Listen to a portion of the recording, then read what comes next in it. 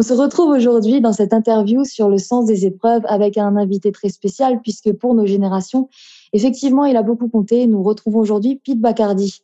Par ses textes, mais aussi par son histoire et puis par son engagement, eh bien, il a réussi à marquer les esprits. Et donc aujourd'hui, nous avons eu envie de savoir quel a été son chemin jusqu'à aujourd'hui et par rapport au sens de ses paroles et de ses mots, finalement, depuis la chanson Si loin de toi, de quoi a été fait sa traversée.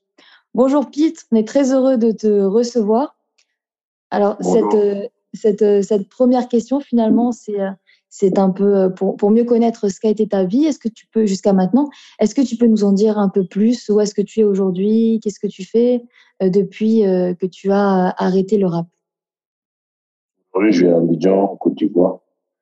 J'ai depuis 1 an et demi pris le poste de directeur du record et publishing chez Universal Music Africa. Ça ponctue 10 années d'indépendant au sein de mon label Empire Company. Ça fait aujourd'hui 12 ans que je suis revenu en Afrique après avoir passé la majeure partie de ma vie en France. Donc, j'ai monté un label qui s'appelle Empire Company. J'ai monté au Cameroun et donc voilà, sur le continent, j'ai fait pas mal de choses avec des artistes comme Xmania, Bagasco, pour ne citer que. J'ai aussi signé une artiste qui s'appelle Charlotte Dipanda. Et donc, fort des expériences et des coups d'éclat, si je puis dire, que j'ai eu sur le continent, quand il y a eu un renouvellement des équipes auprès d'Universal Music Africa, le nouveau patron, Frankaku, alias Blacken, qui était rappeur aussi, m'a demandé de rejoindre l'équipe et d'occuper ce poste-là. Et est-ce que tu continues à écrire d'une manière ou d'une autre? Ouais, je continue parce qu'en fait, on n'arrête jamais on est artiste, quand on est rappeur, on n'arrête jamais d'écrire. Et aujourd'hui, tes textes, de quelles émotions ils sont faits? Bah, c'est beaucoup de leçons de vie, c'est beaucoup d'anecdotes sur la vie, sur l'expérience, sur les relations humaines, sur comment affronter les épreuves. C'est beaucoup plus. C'était déjà réfléchi. J'ai toujours été dans une logique de lyriciste. J'ai jamais été vraiment dans que des goûteries. J'ai souvent orienté mes textes sur des sujets qui prêtaient à réflexion. Et donc voilà, aujourd'hui avec le poids de l'âge, les années écoulées, les textes quand je les évoque, voilà, c'est beaucoup de ça, quoi. C'est beaucoup expérience de vie, si je puis dire. Ça a été facile pour toi de vivre l'expérience du temps? Tu dis prendre de l'âge. Comment tu le vis finalement, le cours du temps? Ben, je le vis au jour le jour. Parce qu'en vrai, se projeter n'est que se projeter dans l'avenir n'est que volonté divine pour que ce soit vraiment pour qu'on puisse le vivre. Donc, je vis au jour le jour. J'essaie de malgré tout planifier des choses, avoir des objectifs et m'asseoir le ciel tous les matins, de me faire un pas après l'autre et de pouvoir vivre ce que j'ai commencé à mettre sur pied en espérant que j'arriverai au bout de mon ambition et du projet de vie que je me suis fixé. La réflexion qu'on sent dans tes textes, la profondeur finalement que l'on peut y voir, est-ce que tu sais d'où elle t'est venue? Est-ce qu'elle t'est venue de tes épreuves?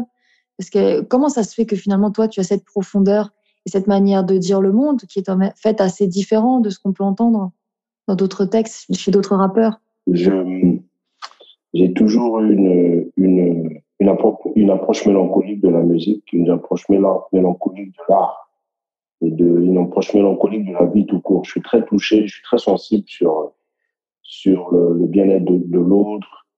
Je suis très sensible sur les problématiques de l'autre. Je suis très sensible sur le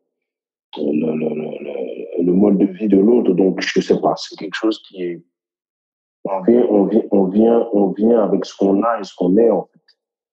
Et donc, c'est pas une réflexion, il n'y a pas une réflexion autour de ma manière d'être, c'est spontanément. Donc, je pense que je suis né comme ça, en fait. Quelles ont été les grandes épreuves de ta vie?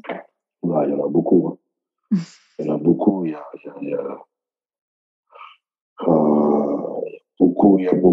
a beaucoup de choses. J'ai beaucoup d'épreuves. Hein. J'ai vécu en cité et donc confronté j'ai été confronté au danger permanent parce que autant ça a ce côté jovial, fraternel, amical, constructif parce que la vie de rue est la chose qui m'a permis d'être ce que je suis aujourd'hui, mais euh, c'est aussi la roulette russe tous les jours parce que quand on était jeune, on était assujetti à des embrouilles de cité, avec armes, avec bagarre, on est aussi, euh, on est aussi confronté à l'illicite. Qui dit illicite dit le risque que ça implique, de pièges, donc tout ça. Et après, les épreuves assez bouleversantes, c'est la mort de ma grand-mère qui m'a élevé parce que ma mère, j'ai perdu quand j'avais 9 mois. Ça a été bouleversant aussi la mort de mon père parce que quand il part, on règle pas ce qu'on avait à régler. C'est-à-dire qu'on se dit pas les derniers mots qu'on a à se dire. Donc je veux pas dire qu'il part, il part en étant fâché contre moi ou moi fâché contre lui, mais il y a un sentiment d'inachevé. Donc voilà, je peux pas vraiment en un laps de temps comme ça minime évoquer tous les faits marquants de ma vie. Il y a beaucoup de choses même dans la sphère du professionnel qui m'ont bouleversé. Il y a beaucoup de choses je suis très sentimental, donc même dans la sphère privée, il y a des séparations qui m'ont bouleversé. Donc voilà, je suis pas non plus Calimero, mais c'est vrai que je suis très sensible. Et le fait de ne plus avoir ceux qui t'ont éduqué en vie, comment tu le vis? Comment tu fais finalement pour continuer ton chemin à toi? On fait avec pour ça. C'est comme quand on était plus jeune, on pensait que quand quelqu'un mourait, bah, on pouvait pas se relever. Mais on se rend compte, en fait, que naturellement, on arrive à s'habituer, et parfois même très rapidement, à la disparition de quelqu'un. Et plus le temps avance, plus je me rends compte. Donc, le fait que les personnes qui m'ont éduqué ne soient plus là, bah, il y a toujours, c'est comme le bonheur. Le bonheur, c'est parfois des souvenirs. Et ce n'est même pas parfois, c'est la plupart du temps des souvenirs. Et donc, la présence de ces personnes-là, elle est là dans les souvenirs, dans des situations qui me rappellent à elles, à ces personnes. Donc, mais je vis avec, en fait. Je vis avec. On n'a pas le choix. Est-ce que tu as donné...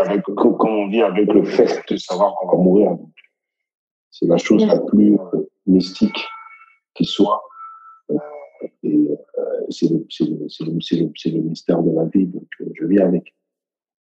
Mais est-ce que toi, Pete, tu dirais que tu as donné sens à la mort? Est-ce que tu es en paix avec cette idée-là de tes proches qui sont partis, qui peuvent partir, et puis ta propre mort? Je suis dans un... C'est marrant de me poser cette question. Ces derniers temps, je suis beaucoup dans cette réflexion-là, dans cette paix avec ça, j'ai j'ai envie d'arrêter d'avoir peur. Parce que c'est factuel, c'est une fatalité, on partira. Et parfois, ce qui angoisse, c'est de savoir que l'autre va souffrir parce que tu pars. Et ce qui angoisse, c'est de savoir comment tu pars. Si tu vas souffrir, si tu vas pas souffrir, si tu vas être malade, voilà. Donc, ouais, je sais pas si c'est l'âge. Je suis pas vieux non plus, hein, j'ai 43 ans. Mais ouais, ces derniers temps, c'est beaucoup dans mon processus de réflexion. Et ton existence a commencé aussi au bout de 9 mois. Ta maman est décédée, je crois, à cet âge-là, c'est ça, quand tu avais 9 mois? Tout à fait. Donc, tu as quand même eu une imprégnation, des souvenirs peut-être pas conscients, mais on le sait maintenant, on se souvient de tout, même dans l'aventure avant la vie, quand on est dans le ventre de sa mère. Donc, tu as eu ta mère en toi, mais différemment. De quelle manière ça aussi, ça t'a construit finalement de devoir grandir et devenir un homme sans ta maman? C'est dur parce qu'en fait, tout homme, et je dis homme avec grand H, on s'implique femme aussi, tout homme a besoin d'un équilibre. il y a un équilibre donc père et mère. Parce que si les choses ont été ainsi faites, c'est que chacun des parents apporte quelque chose dans la construction d'une personne. Et ce principe, par exemple, le principe de la confiance en soi, émane aussi de l'amour qu'on a pu te donner ou de la manière dont tu as été encadré. Et je sais que moi, n'ayant pas eu beaucoup de repères en ce sens, il y a une grande partie de ma vie qui a été faite de manque d'assurance, de remise en question permanente, etc. Jusqu'au jour où ma seule solution, c'était d'être fort. Et donc, ça a été une période très douloureuse de ma vie parce qu'il fallait que je sois une autre personne que celle que j'ai été pendant longtemps. Donc, accepter, déjà, comprendre où sont ces carences et accepter de les assassiner, ces carences-là. Et donc, c'est un travail intérieur qui est très, très, très douloureux. Je pense que ça fait partie des choses les plus dures que j'ai pu vivre et qui, de manière fondamentale, en tout cas c'est mon point de vue, émane du fait que la matière n'était pas là en fait. Parce que je sais que si elle avait été là, il y a des choses qu'elle m'aurait, il y a des choses qu'elle m'aurait apportées. Et parfois, ce ne sont pas des mots, hein, parfois c'est physique, c'est juste physique, une présence, une attitude, un comportement, et voilà quoi, ça te construit une personne. Donc, c'était assez difficile quand même. C'est assez difficile c'est assez difficile de grandir, de vivre sans les deux parents, et surtout la mère. Et quand tu dis qu'à un moment donné, tu n'avais plus le choix, il fallait que tu sois fort, qu'est-ce qui t'a mis au pied du mur? Qu'est-ce qui a fait que tu n'avais plus le choix entre la force et les larmes ou la force et la fragilité? Ouais. En fait, c'est en rapport avec ma carrière. C'est que j'ai eu un début de carrière, quand j'ai eu la chance d'être dans les meilleures écuries rap. J'ai fait Time Bomb avec Lunatic, Oxmo, j'ai fait Sectora. J'ai sorti mon premier album qui a cartonné. J'ai sorti un deuxième projet, un EP qui a cartonné. J'ai eu un album qui n'a pas marché. C'est là que ça a commencé à déchanter. Pourquoi? Parce que j'ai vécu l'échec de mon album comme, comment dire, comme une sorte de pas fin de vie, mais comme une sorte de honte, en me disant, attends, je, je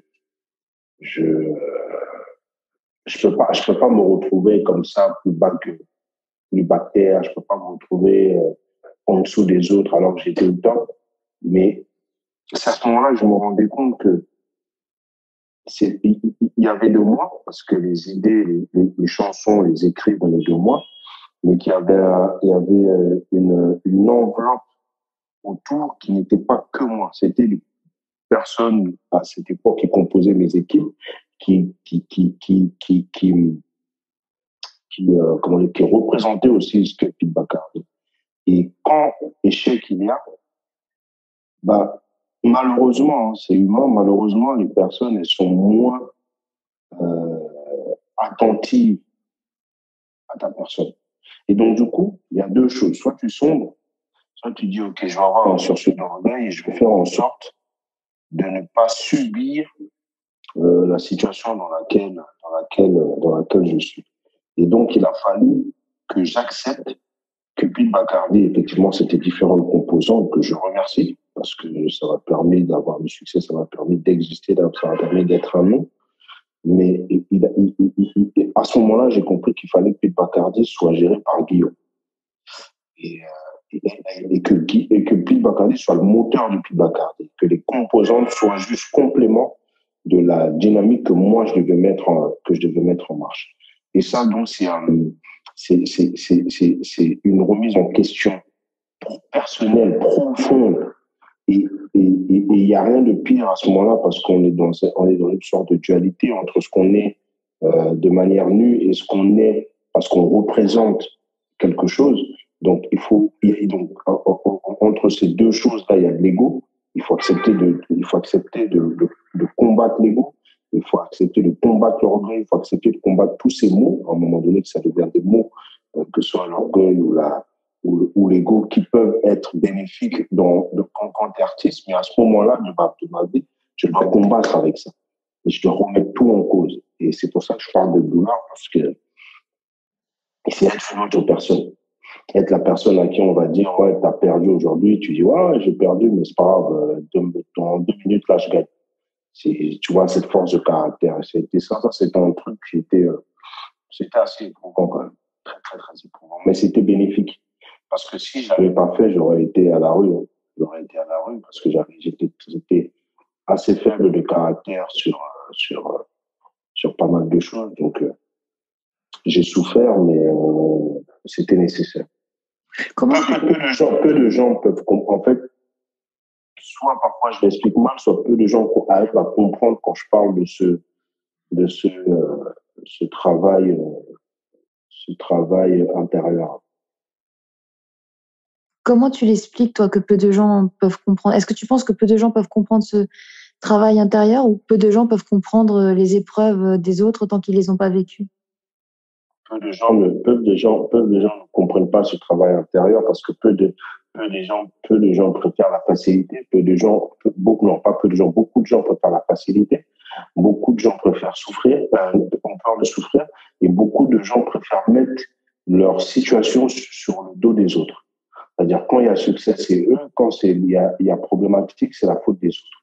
Alors que je pars du principe que quand ça arrive une fois, effectivement, ça peut être la faute des autres et de toi. Mais quand ça arrive plusieurs fois, c'est qu'il y a un problème chez toi. C'est-à-dire qu'il y a quelque chose que tu répètes qui ramène à chaque fois aux mêmes situations. Et ça, c'est pour ça que je parlais d'ego, d'orgueil.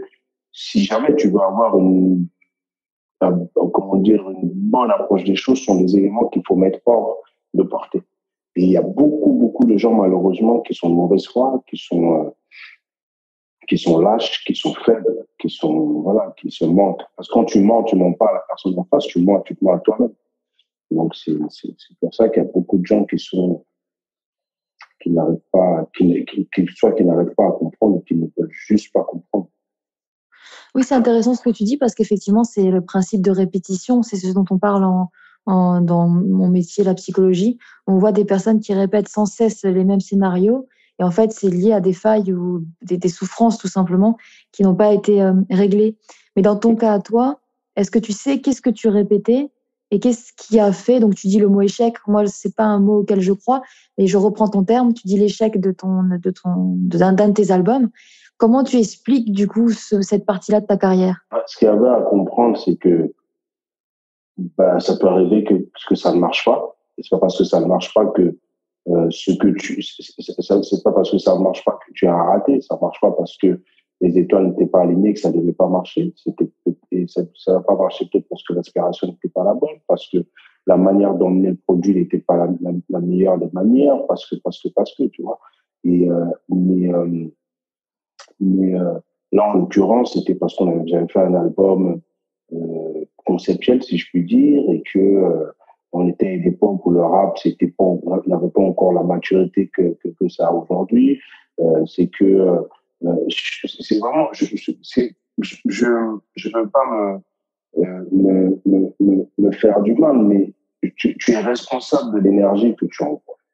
Si tu envoies une énergie en mode, il y a des artistes qui sont hyper nuls, mais ils sont tellement sûrs d'eux, ils sont tellement habités par ce qu'ils ont fait qu'ils arrivent à convaincre les autres que c'est bien. Et donc, et à ce moment-là, je sais que j'avais pas ce truc-là. Pourquoi? Je sais pas. Peut-être parce que les autres avaient beaucoup fait autour, parce que je sais pas. Mais j'avais pas suffisamment d'énergie pour comment dire, à renvoyer chez les autres pour dire ok, on va se battre corps et âme pour arriver à faire marcher ce truc. Et donc, comme tout ça est lié, ça veut dire l'artistique qui dit échec commercial, dit donc défaillance dans les finances, et qui dit défaillance dans les finances, ça entraîne que tes problématiques, problème des impôts, problème de loyer, problème machin, problème de couple. Donc, ça, si tu veux, c'est le château de cartes qui s'effondre comme ça, et voilà, quoi, c'est violent comme chute. C'est violent comme chute. Je le dis tel quel parce qu'à ce moment-là, c'est comme ça que je vis les choses. tu me remets avec l'état d'esprit que j'ai aujourd'hui à cette même époque, je dis juste, OK, ouais, ça n'a pas marché. Vas-y, je repars en studio, je reprends le disque. Ça n'a pas marché. OK, je réoriente les choses. Au niveau des finances, je gère différemment, etc. C'est aussi simple que ça. Mais quand t'es pas armé, bah, ce qui est normal, ça devient, voilà, tu dramatises et la logique émotionnelle prend le dessus sur ce que demande le pragmatisme, en fait, la lucidité. Et comment tu as fait pour te relever après cet album-là? J'ai mis, euh, j'ai mis du temps à me relever parce qu'il fallait que je comprenne pourquoi je suis tombé. Il fallait que je comprenne, ça prend du temps. Tu parlais des gens qui se sont éloignés de toi et tu disais que les gens peuvent s'éloigner quand tu es moins dans la lumière. C'est les gens Ouais, avec qui tu travaillais. Quel ouais. regard ça te donne déjà sur la nature humaine et sur les liens? Enfin, quel rapport tu as finalement? Avec la nature humaine, Oui. j'attends rien. Parce que c'est de l'attente que naît la déception, j'attends rien. Je vis les choses comme elles viennent. Je comprends quand je prends quelqu'un, ben, t'as tes frères, donc tu peux pas les accepter ou les refuser, ce sont tes frères, c'est ta famille, tu peux pas l'accepter ou refuser, c'est ta famille. Mais au niveau des amis, tu dois comprendre que tu dois accepter les gens avec leurs qualités et leurs défauts, surtout leurs défauts. Parce que tu peux avoir un très bon ami qui est le plus grand, je sais pas, braqueur, le plus grand infidèle, le plus grand tout, je sais pas quel, euh, comment dire, qualificatif négatif, je peux te donner comme exemple, mais ce n'est pas, comment dire, ce n'est pas ça qui détermine la loyauté dans l'amitié. C'est autre chose, c'est la capacité qu'on a à pouvoir s'apporter les uns aux autres. C'est, euh, c'est, euh, c'est, je disais dans une phrase, je me mets dans la fosse exprès pour voir perdre au couvreur de boue. C'est-à-dire, c'est face à certaines situations, tu sais qui est avec toi. Tu comprends? Donc voilà, moi, c'est mon approche de la vie aujourd'hui. Mais j'attends rien. Ça peut être paradoxal par rapport à l'exemple que je viens de donner, mais j'ai compris avec les temps qu'il ne faut rien attendre. Il faut prendre ce qui arrive à toi et apprécier ce qui arrive, qui est en face de toi. Si tu mets trop d'attentes derrière une personne, on est tous défaillants. Mais J'ai une autre chanson, je dis moi-même, je me fais flipper des fois, alors imagine les autres. On est tous défaillants, en fait. On est tous défaillants et donc on peut pas, après, il faut avoir toute mesure gardée sur les erreurs des autres.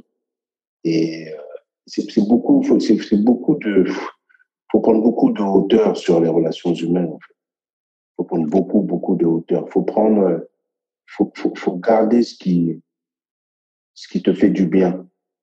Et si dans une relation, tu vois qu'il y a un équilibre entre le bien et le mal qui peut être fait, bah voilà, tu acceptes de faire le compromis avec le mal que la personne peut te faire. Parfois c'est conscient, parfois c'est inconscient, parfois les personnes elles font du mal parce que elles s'en rendent même pas compte, c'est leur caractère, tu as beau leur parler, mais tu vois, c'est plus fort qu'elles, elles sont comme ça, donc voilà, c'est mon approche des relations humaines. Je sais pas et, si tu comprends où je veux en venir, mais alors moi, je te comprends tout à fait. Et comment tu expliques, toi, qu'on est tous défaillants? Qu'est-ce qui fait finalement que l'être humain a une nature défaillante pour toi? on est construit comme ça, je pense. On est construit comme ça. On a des névroses. Tout à l'heure, je te parlais d'équilibre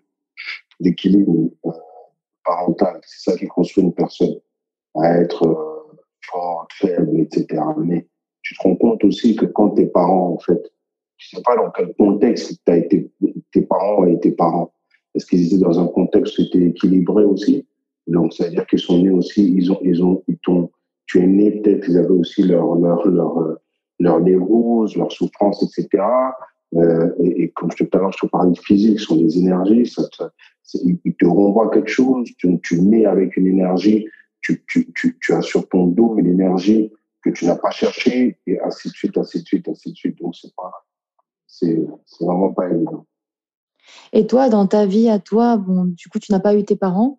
Enfin, tu as eu ton père un certain nombre d'années et puis tu n'as pas eu ta maman. Est-ce que, du coup, si tu projetais sur les gens autour de toi, est-ce que, bon, tu dis le terme névrose, donc peut-être tu connais la névrose de l'abandon. Est-ce que tu as eu, par exemple, la névrose de l'abandon ou tout ce qui fait que finalement, quand on n'a pas ses parents, eh ben, on peut être un peu plus effectif. On peut avoir parfois des failles là où d'autres n'en ont pas. Ça rend un peu différent. Il y a un autre rappeur qui dit que quand on n'a pas son père, c'est comme s'il nous manquait un bras.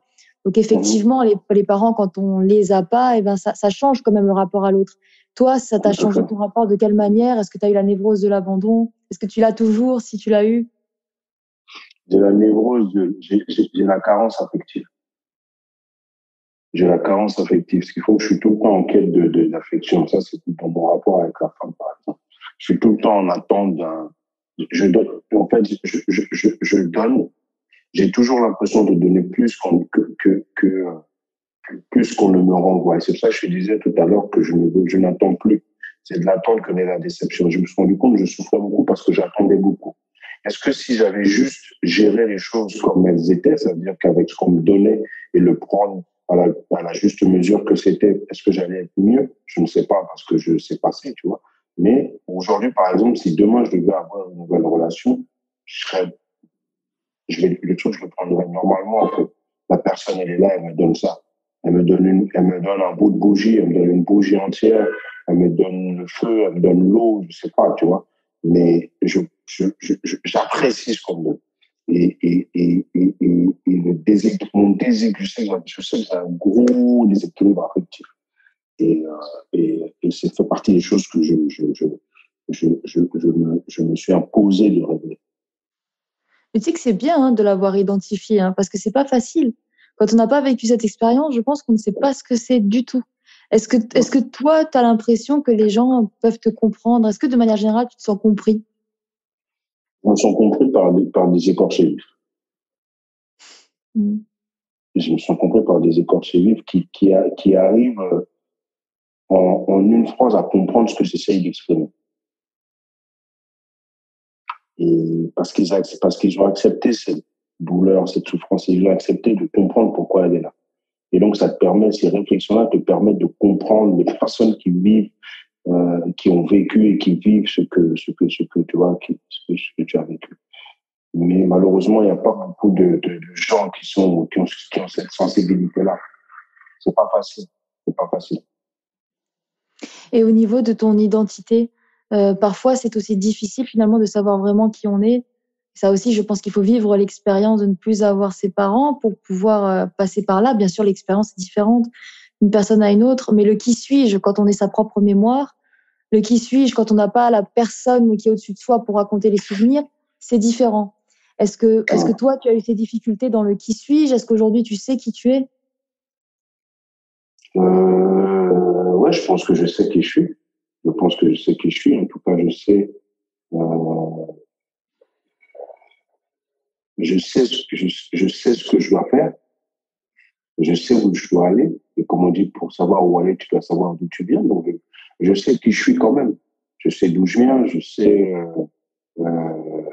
aujourd'hui, j'arrive à comprendre pourquoi du comment, pourquoi j'ai cette sensibilité, pourquoi j'ai ce caractère. J'ai appris avec le temps la force du nom. Je suis l'homonyme de mon grand-père, donc le père de mon père, euh, qui était un homme puissant, mais très sensible aussi. Ouais, je sais qui je suis. Je sais qui je suis. Je sais qui je suis. Je pense que je pense que on apprend toujours tous les jours sur nous, mais je sais, j'ai la base quand même. J'ai la base. Quand tu dis: «Je sais où je vais», où est-ce que tu vas? Je veux pas dire je me sens invité, ça fait très film, film de super-héros, mais j'ai le sentiment que j'ai quelque chose à apporter au pays, à mon continent, dans ce dans quoi Dieu m'a élevé, ça veut dire la musique, qui n'est pas juste chanter, mais qui est aussi un apprentissage sur soi, qui est aussi une construction de nos personnes. Et j'ai l'intime conviction que ça, c'est un truc que je dois comment dire, que je dois apporter aux générations. Je travaille d'éducation, d'apprentissage. J'ai toute une construction à faire pour que dans 10, 15 ans, les jeunes puissent se dire, ouais, en Afrique, on peut, on peut, on peut, on peut espérer, on peut se construire autour de la musique. Se construire, c'est à tout point de vue, hein, intérieurement, extérieurement, matériellement parlant. Et je sais que je vais vers ça. Je sais que je vais vers ça. Je sais que je dois être un homme. Je sais que je dois être un homme qui impacte dans la vie des autres. Parce que ça, c'est un de mes moteurs. Impacter dans la vie des autres. Apporter, construire, aider l'autre à se construire. Aider l'autre, justement, à ne pas, quand je vois quelqu'un qui a le même déséquilibre que moi, je suis sensible à ça, j'ai envie de l'aider à construire en un laps de temps rapide ce que j'ai mis peut-être 3, 4 ans à 3, 4, 5 ans à reconstruire intérieurement. Et c'est peut-être folie ce que je dis, mais c'est là-bas où je dois impacter dans la vie des gens. Je dois construire, je dois apporter ma part de construction dans la reconstruction du continent. Donc, voilà, c'est très, comment dire, c'est très intérieur, c'est très spirituel comment dire, c'est très spirituel comme parole, comme discours. J'ai souvent du mal à expliquer, mais c'est spirituel. Quand je ferme les yeux, je sais je sais ce que je ressens, un truc où on me dit, ouais, ça, c'est comme ça, vas-y, cette force, elle me dit, ok, c'est ça, c'est là où tu vas. Je sacrifie beaucoup de choses, je me sacrifie beaucoup, et je sais que c'est ça, c'est ce que je fais. Et depuis combien de temps, quand tu fermes les yeux, tu sais où tu vas? Depuis que j'ai commencé la musique. Sauf qu'il y avait toujours un flou, parce que quand je commençais avec tout ce que je t'ai expliqué, le manque d'assurance, les choses, je voyais des choses, mais c'était pas clair, c'était pas lucide, parce que j'avais des doutes. Quand tu as le doute, bah, ça peut te faire dévier de l'objectif, de là où tu dois aller. Et depuis que j'ai réglé ça, que le doute est parti, il y a toujours une part de doute, parce que c'est important. Parce que s'il n'y a pas de doute, ça veut dire qu'il y a un excès d'assurance, et c'est pas bon. Il faut toujours avoir le doute pour être confronté à la contradiction et faire le bon choix. Mais aujourd'hui, le doute, il est moindre. Et, et l'assurance a pris le dessus. Il n'y a pas un excès, mais il y a un très bon équilibre. Oui, parce que parfois le doute, ça peut aussi être la névrose. Parfois, le doute, c'est finalement pas la voix de l'instinct, mais la voix des angoisses ou la voix du manque d'assurance. Comment tu fais aujourd'hui dans ta vie pour démêler le doute qui vient de la névrose et le doute qui vient de bon doute, quoi, qui vient finalement de quelque chose qui te guide? Parce que j'ai plus le mauvais doute. Donc, en fait, tu as fait déjà un gros chemin d'introspection qui t'a libéré de beaucoup de choses. Ouais, j'ai plus le mauvais doute. Tu parles de croyance et de spiritualité. Quelle place finalement a la croyance et donc Dieu dans ta vie? Quelle place ça a pour toi? C'est la place centrale. C'est la place centrale, c'est-à-dire que je peux pas. Tout ce que je fais là, tout ce par quoi je passe, tout n'est possible que parce que spirituellement, je suis en adéquation avec la force supérieure. Et beaucoup de gens se trompent. Ils pensent qu'être en adéquation avec la force supérieure, c'est faire 14 000 prières par jour, dire Inch'Allah toutes les 2 minutes, dire si Dieu veut tous les 2 secondes. Merci. Non, c'est pas ça. C'est pareil. Je vais te reprendre l'image des yeux fermés et de cet échange. Tu vois, cet échange qui n'est pas palpable, mais qui est là. Donc, tu t'assois, tu parles, ton corps réclame des choses et la nature te répond. La nature te répond pas le jour même, mais le lendemain, le mois d'après, l'année d'après, mais la nature te répond. Et il n'y a que comme ça que je fonctionne. Et donc, c'est une question d'énergie aussi. Je mets que du positif dans ce que je fais. Je mets que du positif. C'est-à-dire que même quand je dois, c'est bizarre ce que je veux dire, même quand je dois répondre à une attaque ou régler une problématique, je mets le positif. Donc, je mets Dieu dans mon énergie. Et j'en ressors toujours gagnant. J'en ressors toujours grandi. En tout cas, j'ai toujours une victoire, quoi qu'il arrive. Et ça, c'est un truc que je ne peux, enfin, pas que je peux pas expliquer, mais que, tout à l'heure, je te disais, il y a beaucoup de gens qui se mentent à eux-mêmes. Parce qu'ils sont dans des automatismes, ils sont dans des postures où ils veulent donner l'impression de. Moi, je n'ai aucune impression à donner. Je suis moi et je sais ce qui a fait que j'en suis là. Il y a cette force-là. Il y a cette force. Cette force, c'est Dieu. Cette force, ce sont les âmes. Il y a les âmes. Il y a la mort il y a le corps peut partir, mais les âmes restent. Quand je m'assois et j'invoque ma mère en lui disant, maman, là, c'est la mère. Ça se règle. Et c'est pas de, comment dire, c'est pas de, comment dire, que c'est mystique comme situation, mais c'est réel. Et c'est comme ça que je fonctionne, en fait. C'est comme ça que j'avance. Et les gens ils me disent, quand j'arrive à sortir je sais pas si je veux dire de l'insortable, je sais pas si ça se dit, les gens ils disent, ah ouais, mais lui, il est dans des trucs ésotériques, il est dans des forces obscures, non, rien du tout, ça n'a rien à voir. La seule force obscure, si on peut appeler ça obscure, c'est la puissance divine. Et toute cette logique qui l'entoure, tu vois, quand on dit que la mer, c'est le Dieu de l'homme sur terre, tu vois, c'est des phrases fortes, mais il faut avoir un niveau de spiritualité pour comprendre le sens et pas le prendre juste au pied de la lettre. Mais tu sais, je me suis rendu compte que c'est derrière les choses les plus dures qu'il y a le bonheur. C'est derrière les choses les plus dures que tu trouves ton équilibre. Donc, j'accepte ça, en fait. Les choses sont ainsi faites. Et je m'adapte à ça. Et je vis avec. Tu sais, quand tu vis avec les choses les plus dures, bah, comme tu vis avec, tu les élimines et tu les digères. Et ça fait partie de ta vie, donc tu les vois plus comme un poids. Tu les vois comme une composante de ton quotidien, comme une composante de ta construction, comme une composante de ta force.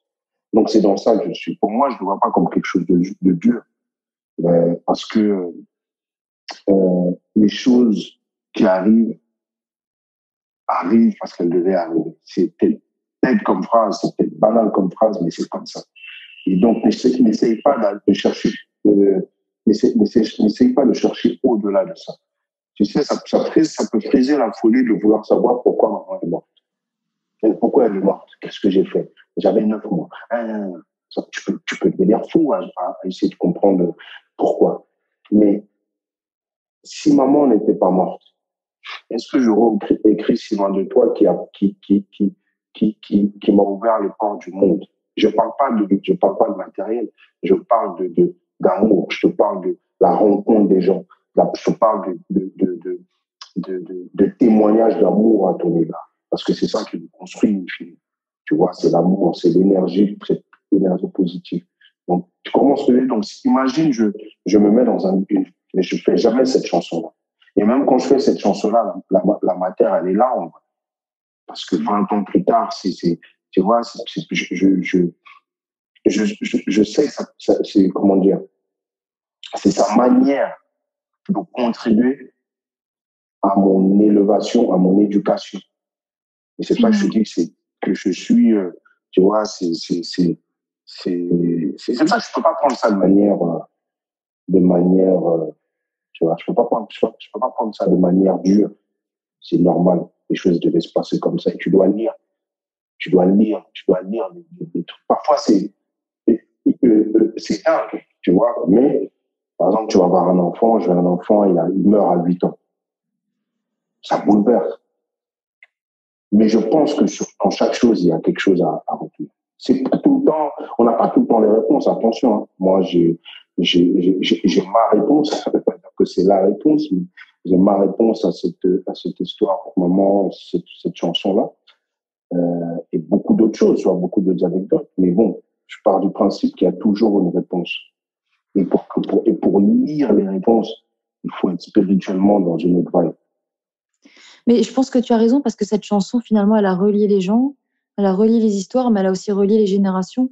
Et jusqu'à maintenant, les gens la connaissent et elle aide quand même les gens qui. Je pense que cette chanson traduit exactement ce que tu ressens quand tu es confronté à cette situation et que si tu ne l'avais pas vécu, et quelqu'un qui ne l'aurait pas vécu serait incapable de formuler ce que tu formules. Par exemple, à un moment donné, dans cette chanson, tu dis j'en vis à l'être. Il faut que je retrouve. J'en Voilà. viens à l'aide d'avoir avec lui ce qu'il y a de plus cher sans chercher à lui prendre car je sais ce que ça vaut. Qu'est-ce que tu peux me dire au sujet de cette phrase? Est-ce que tu ressens encore ça? Ou est-ce que tu en es du côté de Tous les ce jours. ressenti-là? Ouais, tous les jours. Je sais ce que ça vaut de ne pas avoir, tu vois,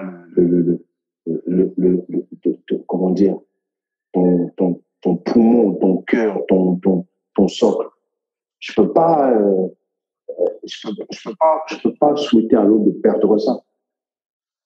Parce que même si je prends les choses, comme je viens de t'expliquer, de manière spirituelle, donc il me doit à me construire, mais c'est douloureux, en fait. Et c'est là où je peux te rejoindre, en fait, quand tu parles que c'est dur. En fait, c'est le cheminement pour arriver à la paix.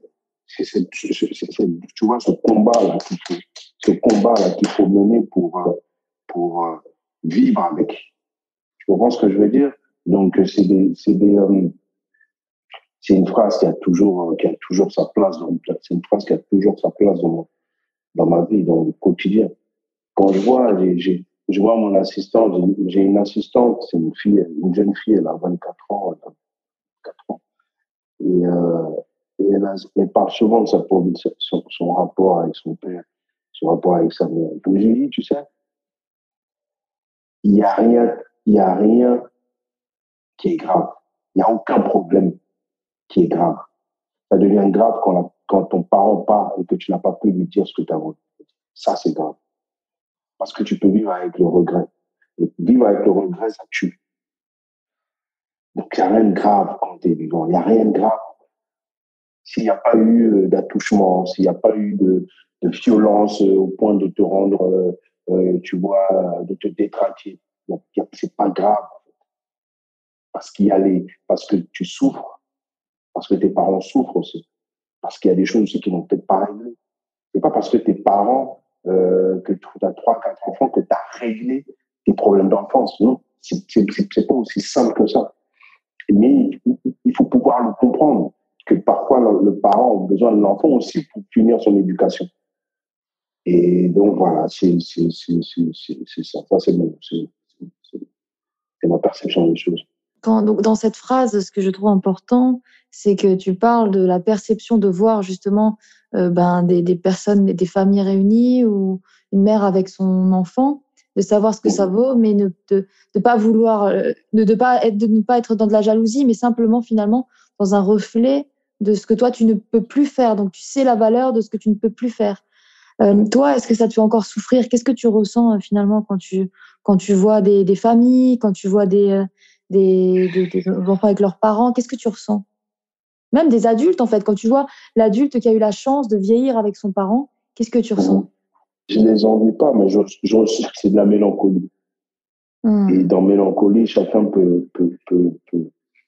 nous mettre son émotion. Si je suis mélancolique, je suis heureux de le voir.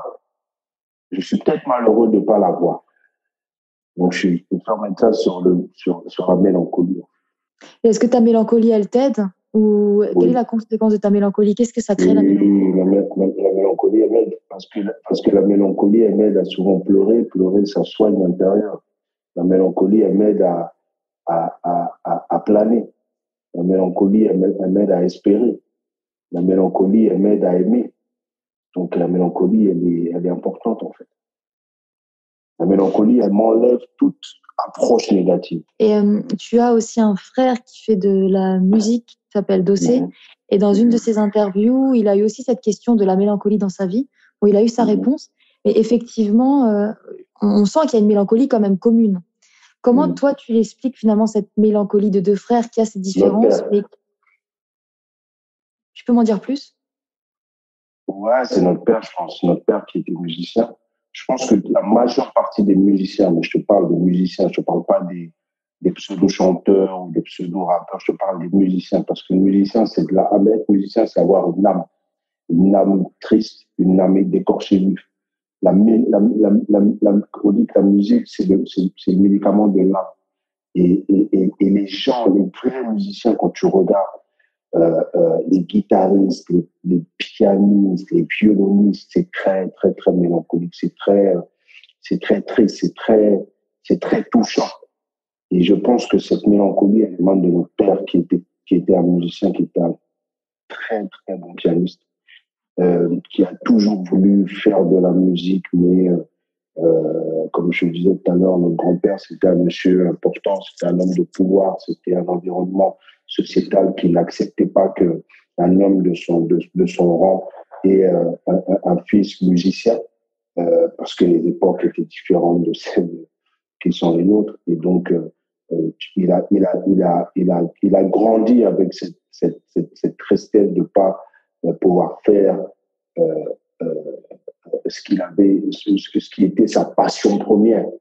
Et donc, c'est un truc qui nous a inconsciemment transmis. Et je pense que c'est ça, en fait. Il y a une sorte de fragilité.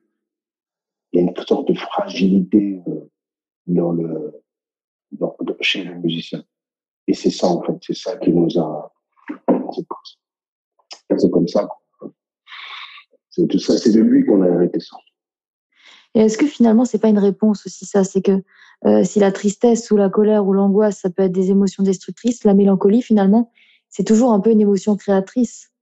Donc, est-ce qu'il faudrait pas à chaque fois transformer ces émotions négatives en mélancolie qui te permet d'avancer? C'est pour ça que je te disais tout à l'heure que moi, la mélancolie, je ne peux pas la voir de manière négative. C'est la mélancolie qui t'aide à justement, face à une situation, à relativiser. Tu vois ce que je veux dire? Parce que tu le mets dans ce verre-là, tu mets ta souffrance dans ce verre de mélancolie, et donc tu bois ça et ça te fait être bien, même dans la tristesse, tu veux dire. Il y a de la tristesse joyeuse. C'est ouf comme tournure, mais il y a de la tristesse joyeuse. Et dans ton texte, tu dis aussi, c'est la sécheresse en moi-même en saison des pluies. Je ne peux rien cultiver d'autre si ce n'est la tristesse. Est-ce qu'aujourd'hui, tu arrives à cultiver d'autres choses? Où est-ce qu'en est ta terre intérieure? Oui, j'arrive à cultiver autre chose,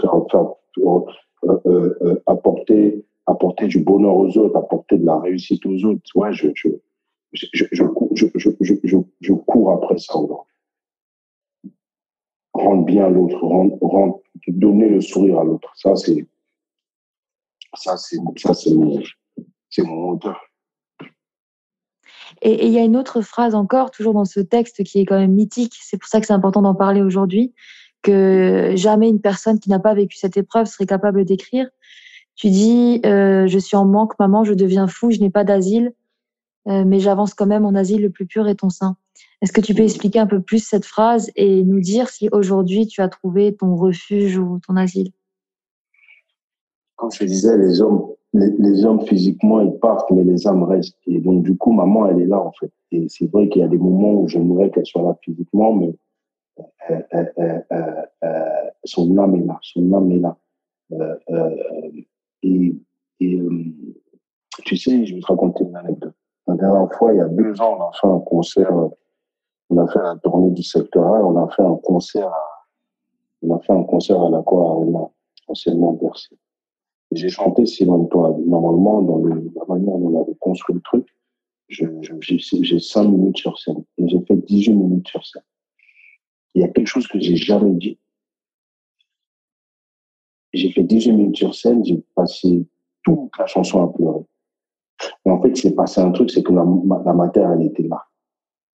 Et ça a été un moment, je sais pas comment, putain, je sais pas comment t'expliquer ça. C'est-à-dire que il y avait mon petit frère, il y avait mon grand frère. Ils sont montés sur scène. Et il y a eu un moment, c'est-à-dire qu'on a vécu un truc. je n'ai pas de mots, à mettre face à ce que je ressentais à ce moment-là, mais je sais qu'elle était là. Donc c'est pour te dire que elle n'est pas là physiquement, elle n'a pas été là une fois de plus physiquement dans les douleurs, les souffrances que j'ai eues, mais elle a toujours été là en fait. Et c'est pour ça que j'ai jamais sombré, parce qu'elle était là. Elle était là. Et elle est là, moi. Tu vois ce que je veux dire? Et je ne sais pas de me convaincre, hein. Je ne suis pas dans un truc de non, elle est là. Dans ce même texte, à un moment donné, tu dis parfois je me sens trahi. À l'époque, qu'est-ce que tu avais voulu dire et est-ce qu'aujourd'hui tu le ressens toujours? Oui, envie de toi, envie de moi, parfois je me sens trahi. En fait, c'est contextuel. C'est qu'au moment, c'est une chanson qui traverse le temps et qui traverse les périodes de la personne que j'ai été. Quand à ce moment-là, je me dis parfois je me sens trahi, le fait qu'elle soit pas là, parce que, tu sais, dans la chanson, il y a une phrase à un moment donné qui dit plus je grandis, plus Dieu est petit. Mm-hmm. Quand je dis cette phrase, c'est qu'à un moment donné, j'en veux à Dieu. J'en veux à Dieu parce que je me dis, mais pourquoi moi, je n'ai pas la chance de vivre ça, de vivre ce bonheur. Et c'est pour ça que parfois je me sens trahi. Je me sens trahi par la nature, en fait. Je me sens trahi par la nature parce que je trouve que c'est injuste. Et c'est un jour Kerry James qui me dit, Pete, ta chanson, elle est magnifique. Mais Dieu, tu peux pas le mettre. Tu peux avoir mal parce qu'il fait un truc. Parce qu'il fait un truc, je suis un ouf.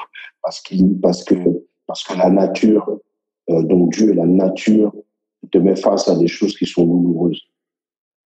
Mais ne réduis jamais à une dimension minime ce qu'est Dieu. Tu peux pas dire plus je grandis, plus Dieu est petit. Dieu n'est pas petit, Dieu est grand. Et il doit rester grand. Et depuis lors, je ne dis plus jamais cette phrase. Je ne dis plus jamais. Donc, parfois, je me sens trahi, c'est dans cette énergie-là, en fait. Et est-ce qu'aujourd'hui, parfois, tu peux encore ressentir une notion de trahison ou une notion de colère? Non, non, non, non, non, du tout. Donc, tu dirais que tu es en paix aujourd'hui? Pas à 100%, mais je pense quand même. Il y a des choses que j'ai vécues. D'après toi, Pete, quels sont tes prochains objectifs à devoir traverser? Quels sont intérieurement, qu'est-ce que tu as envie de changer? Tu penses que c'est quoi tes prochains challenges? Le prochain challenge, c'est réussir à être père, réussir à surmonter comment dire, je suis blasé des relations de couple. J'ai une vision assez négative du mariage, de tout ça, là. Et tout à l'heure, je te disais que il faut rien attendre, mais la nuance que j'apporte à ça, là, c'est quand il y a pas l'amour amical, pas l'amour le je t'aime là, envers une moitié. C'est pas un sentiment que tu peux contrôler. Donc, ça t'emmène à des émotions contradictoires, paradoxales, folles, extrêmes. Et donc, ça, c'est le prochain challenge, c'est d'arriver à avoir la pleine mesure. Je sais pas si on peut contrôler ça, mais avoir la pleine mesure de ça et arriver à passer l'état dans lequel je suis, là où je me dis non, je peux pas tout ça. Je veux pas me comprendre tout ça. Donc, c'est un objectif, sachant que professionnellement, je continue à aller, j'ai plein d'objectifs encore à atteindre. Si Dieu me prête vie, je vais les atteindre parce que il n'y a rien aujourd'hui qui va me faire déchanter pour que je les atteigne pas, mais c'est vraiment dans la sphère personnelle. Tu sais, le psychologue et psychiatre Carl Gustav Jung, bon, qui est mort à présent, mais qui a fait des écrits où lui, il façonnait la psychologie quand même avec la spiritualité. Il disait effectivement que là où on a mal, en fait, c'est la prochaine étape, le prochain challenge. La douleur, en fait, indique le chemin à prendre. Donc, c'est intéressant finalement, parce que effectivement, c'est un peu ce que tu dis. Là où tu as eu mal, tu t'es un peu reculé, et puis maintenant, tu dois essayer, voilà, d'explorer cet espace de toi qui, à mon avis, bon, ça, c'est la psychologue qui te parle, à avoir effectivement avec ton enfance. Quand tu parlais tout à l'heure de tes écrits, de ta profession, de la musique, est-ce que tu as envie de produire encore des albums, mais qui seraient de toi? Est-ce que tu as des textes encore à transmettre au monde? Est-ce que c'est quelque chose qui fait Toujours. partie de ton futur? J'ai toujours des textes. Toujours. Donc, on va te retrouver aussi, toi, derrière le mic à faire quelque chose? C'est possible, hein. C'est possible. C'est possible. Je peux pas aujourd'hui, je peux pas se tenir mon ridicule que ça sera le cas, mais c'est possible. En tout cas, je pense que beaucoup de gens t'attendent et espèrent que tu vas prendre cette place parce que, tu sais, quand tu parlais de la notion de faire quelque chose pour ton continent, du côté de la musique, mais en fait, les textes, c'est aussi des morceaux de vie, des morceaux d'humanité qui t'accompagnent dans ce qu'il y a de plus intime de toi. Donc, c'est vraiment intéressant de pouvoir continuer à éduquer l'autre à travers la musique, surtout toi qui as la chance d'avoir reçu comme don les mots. Quand tu te retournes et que tu regardes la vie que tu as menée jusqu'à aujourd'hui, qu'est-ce que tu as envie d'en dire? Qu'est-ce que tu as envie de transmettre de la vie que tu as menée jusqu'à aujourd'hui? J'ai envie de transmettre ce que tu viens de dire tout à l'heure, que c'est derrière chaque souffrance que se trouve le bonheur. Donc, il ne faut pas prendre la souffrance comme une fatalité, mais comme une épreuve, comme une arme qui va te permettre d'atteindre euh, euh, un équilibre de paix et de bonheur. C'est comme ça donc, que je vois la chose. Pete, merci beaucoup pour toutes ces réponses de cette première partie d'entretien. Maintenant, on passe à la deuxième partie qui est plus courte, où je vais te poser des questions et où tu peux me répondre assez rapidement. Donc, c'est des petites questions sur ta vie, puis philosophique aussi et psychologique, et puis tu peux me dire ce qui te vient. Donc, la première question est: quelle est ta plus grande peur? Il n'y a pas la piste, quoi. C'est-à-dire que si je parle, je n'ai pas laissé un héritier ou une héritière. Et quel est ton plus grand trauma? Voilà, ça a été cette période que j'ai évoquée tout à l'heure, quand je me suis rendu compte que mes pieds n'étaient pas sur mon socle à moi et qu'ils dépendaient de beaucoup de personnes. Ça a été mon traumatisme et je veux plus ça. Qu'est-ce que tu es heureux d'avoir réussi dans ta vie quand tu te retournes? D'avoir réussi à me reconstruire et à partager avec les autres le fait de cette reconstruction. Est-ce que tu peux nous parler de personnes inspirantes que tu as croisées sur ton chemin?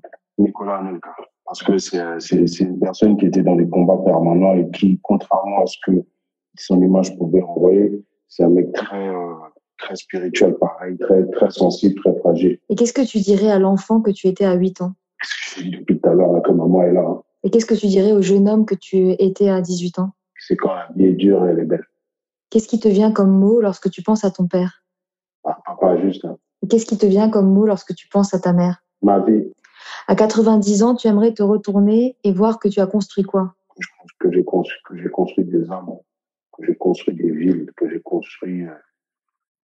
aidé à construire un continent. Est-ce que tu peux nous dire une leçon que la vie t'a donnée? Vivre, c'est savoir qu'on n'a rien vécu. Est-ce que tu avais des peurs quand tu étais petit? De mourir, ouais. Un événement dans ta vie qui t'a marqué? Il y en a trop. La naissance de ma nièce, la première fille de mon grand frère.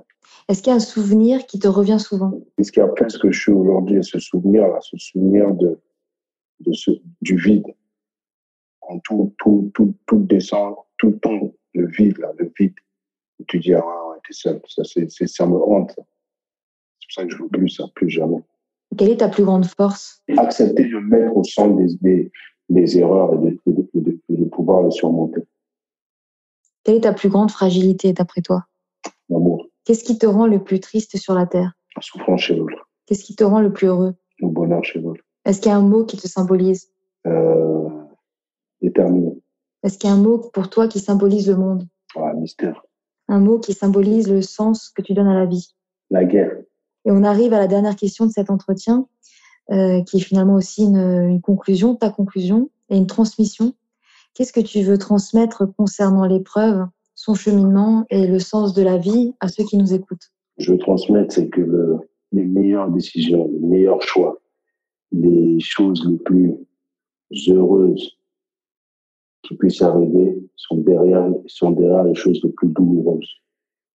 Et je prends toujours comme image le principe de la grossesse et la naissance de l'enfant. C'est 9 mois pendant lesquels une femme porte un fœtus il y a 2 heures, 3 heures, 24 heures, ou je sais pas, pour certaines qui travaillent longtemps, ce travail-là pour que l'enfant sorte. Et quand on pose l'enfant sur le ventre, c'est le bonheur absolu. Et c'est ça, en fait, la vie. Merci beaucoup, Pete, pour cet échange qui a été très inspirant. Et puis finalement, qui a aussi beaucoup de sens parce qu'on découvre finalement ce que tu es devenu et qui finalement, tu as gardé ton essence depuis ce texte qui nous a tous marqués et qui continue à marquer. Eh bien, tu as gardé ton essence et je pense que tu as encore beaucoup à dire, beaucoup à construire et beaucoup à transmettre aussi par tes écrits et par tes talents artistiques. Donc, merci beaucoup. Merci. Et puis, on se retrouve très bientôt. Merci.